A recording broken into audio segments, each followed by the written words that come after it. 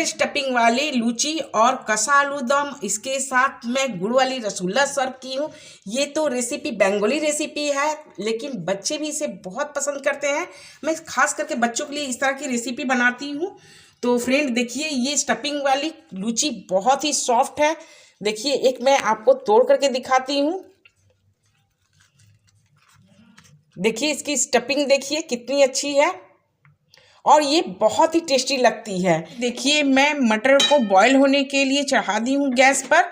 अब मैं इसमें 1 चम्मच नमक डाल देती हूँ और 1 चम्मच चीनी डाल देती हूँ। इससे क्या होगी कि मटर की कलर एकदम परफेक्ट ग्रीन कलर ही रहेगी, आपको कलर चेंज नहीं होगी इससे, और टेस्ट भी अच्छी आ जाती है। तो ये मेरी ½ kg मटर है। मैं ½ kg मटर की मैं बच्चों के लिए आज पूड़ियाँ बनाऊँगी। तो मटर अच्छी सॉफ्ट होने तक मैं इसे बॉईल कर लेती हूँ। तो देखिए, मटर बहुत अच्छी तरह से सॉफ्ट हो गई है। अब मैं गैस को ऑफ करके और मटर को एक छन्नी में छान लेती हूँ। इस तरह से बड़े से एक छन्नी ले लीजिए और सारे मटर को इसमें डाल दीजिए। इसकी पानी अच्छी तरह से छन जानी चाहिए, नहीं तो ये गीली गीली आपको ये इसकी स्टफिंग बनेगी, फिर आपको इसे स्टफ करने में दिक्कत होगी। इसलिए अच्छी तरह से इसकी पानी निकलने दीजिएगा। तो सारे मटर को मैं इस तरह से छन्नी में निकाल दी हूँ और इसे ठंडा होने के लिए साइड में रख देती हूँ। तब तक मैं पूड़ियों के लिए आटे लगा लेती हूँ।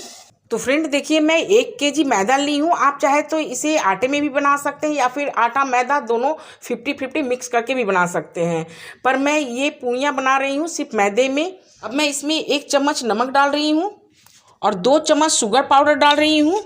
आप अगर इसमें शुगर पाउडर आटे में मिला करके बनाइएगा तो आपकी पूड़ियों की टेस्ट बहुत ही अच्छी लगेगी और बच्चे खास करके इस तरह की पूड़ियाँ पसंद करते हैं। अब मैं इसमें बड़े चम्मच से 1 चम्मच ऑयल डाल रही हूँ। अब मैं सारी चीज़ों को अच्छी तरह से मिला ले रही हूँ। तो ये आटे लगाने के लिए मैं हल्की गर्म पानी का यूज़ कर रही हूँ। ज़्यादा गर्म नहीं, बस हल्की सी गुनगुनी पानी होनी चाहिए। और इस तरह से थोड़े थोड़े पानी डाल करके आप आटे बिल्कुल सॉफ्ट आटे लगाइएगा। हार्ड नहीं लगानी है आपको, बस सॉफ्ट आटे ही लगा करके तैयार कीजिए। तो फ्रेंड, ये मेरी पूड़ी की आटा बन करके तैयार हो गई है। देखिए, मैं बिल्कुल सॉफ्ट आटे लगाई हूँ, जिस तरह से रोटी पराठे के लिए आटे लगाते हैं, बस नॉर्मल उसी तरह से सॉफ्ट आटे इस तरह से लगानी है। तो अब मैं इसे ढक करके साइड में रख देती हूँ और इसके बाद मैं स्टफिंग तैयार कर लेती हूँ। तो मटर की स्टफिंग बनाने के लिए मैं मिक्सर जार में मटर को पीस लेती हूँ और इसकी पेस्ट बिल्कुल स्मूथ होनी चाहिए। इसमें ज़रा भी छिलके नहीं रहनी चाहिए, मोटी मोटी नहीं होनी चाहिए। अब मैं इसमें डाल रही हूँ थोड़ी सी हरी धनिया, थोड़ी सी अदरक के टुकड़े और 2 हरी लाल मिर्च। अब मैं इसकी फाइन पेस्ट बना करके तैयार कर लेती हूँ। तो पेस्ट को इस तरह से पूरी फाइन पीसिएगा। देखिए, तो स्टफिंग बनाने के लिए मैं गैस पे कढ़ाई चढ़ा दी हूँ और इसमें थोड़ी सी तेल डाल ली हूँ। अब मैं इसमें डाल रही हूँ ½ चम्मच कलौंजी, थोड़ी सी हींग, 1 चम्मच सौंफ की पाउडर, थोड़ी सी गरम मसाला पाउडर, ½ चम्मच भुना हुआ जीरा की पाउडर और ½ चम्मच भुना हुआ धनिया की पाउडर। अब मैं इन सबको हल्की सी इस तरह से फ्राई कर लेती हूँ। अब जो मैं ये मटर की पेस्ट बनाई हूँ इसे डाल देती हूँ।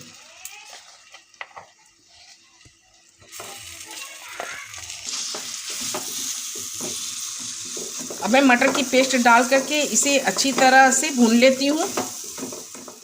तो देखिए, मेरी स्टफिंग बहुत अच्छी तरह से फ्राई हो गई है। देखिए, इसे भूनते भूनते इस तरह से ड्राई हो गई है और देखिए एक डो के फॉर्म में इस तरह से हो गई है। तो अब मैं इसमें डाल रही हूँ ½ चम्मच नमक और 1 चम्मच शुगर पाउडर। अब मैं इसे अच्छी तरह से मिक्स कर लेती हूँ। स्टफिंग को फ्राई करते वक्त गैस के फ्लेम बिल्कुल स्लो ही रखिएगा, स्लो ही फ्लेम पर इसे फ्राई कीजिएगा, नहीं तो ये जल जाएगी।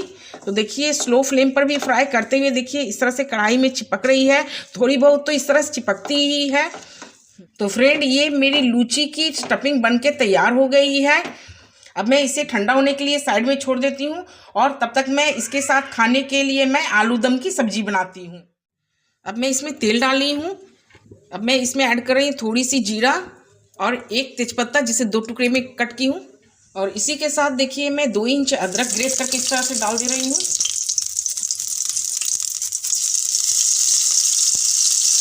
2 पिंच हींग और इसी के साथ मैं आलू डाल देती हूँ। देखिए ये कच्ची आलू है, मैं आलू को छील करके 4 भाग में इस तरह से भाग कर ली हूँ क्योंकि बड़े बड़े साइज की आलू थी।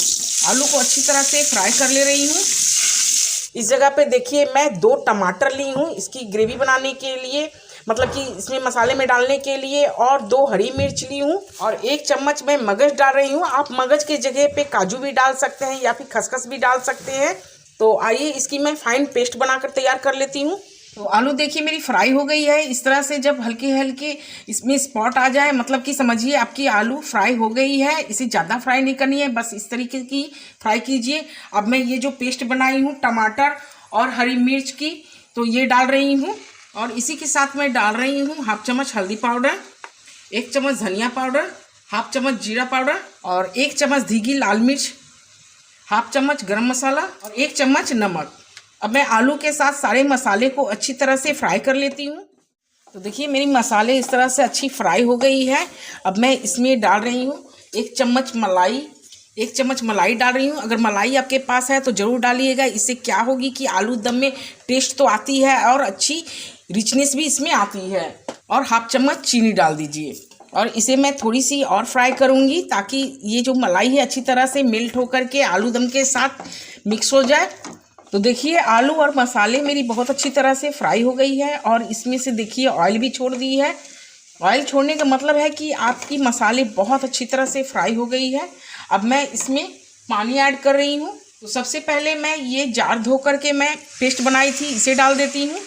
मैं ये कौसा आलू दम बना रही हूँ, मतलब कि ड्राई आलू दम बना रही हूँ मसालेदार, तो इसमें मैं ज़्यादा पानी नहीं डालूँगी, बस 1 कप ही पानी डाल रही हूँ ताकि आलू दम की मसाले और आलू अच्छी तरह से पक जाए। अब मैं इसे ढक करके 2 मिनट के लिए छोड़ देती हूँ ताकि आलू और मसाले अच्छी तरह से पक जाए। मैं आलू दम को ढक्कन हटा करके चेक कर लेती हूँ। देखिए मेरी आलू दम बन गई है। ये बहुत अच्छी आलू दम बनी है देखिए, और आलू भी अच्छी सॉफ्ट हो गई है और इसकी ग्रेवी देखिए कितनी अच्छी बनी है।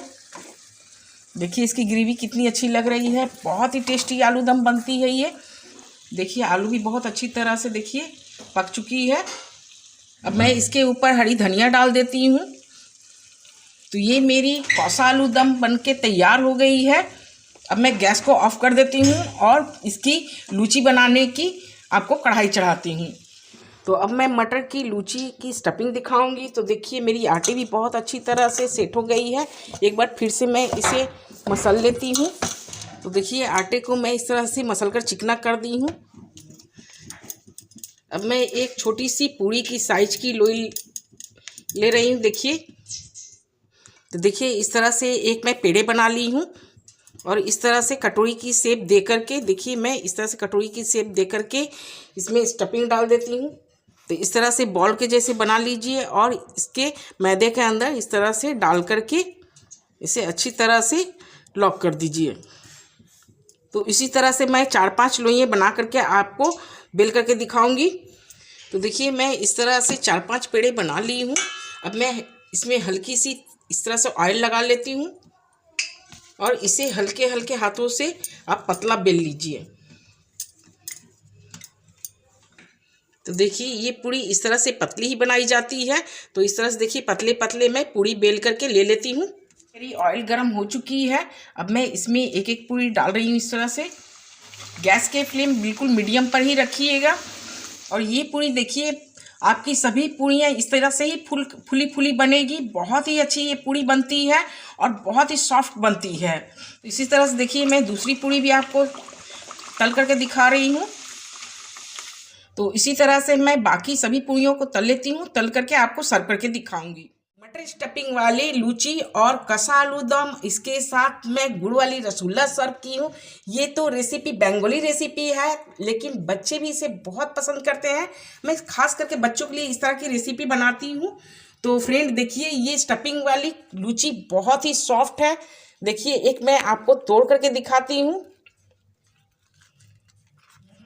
देखिए इसकी स्टफिंग देखिए कितनी अच्छी है और ये बहुत ही टेस्टी लगती है। तो फ्रेंड आपको अगर मेरी इस रेसिपी पसंद आई है तो मेरे चैनल को लाइक कीजिए और मेरे वीडियो को सब्सक्राइब कीजिए। कमेंट में मुझे ज़रूर बताइए कि आपको ये मेरी रेसिपी कैसी लगी। थैंक यू दोस्तों।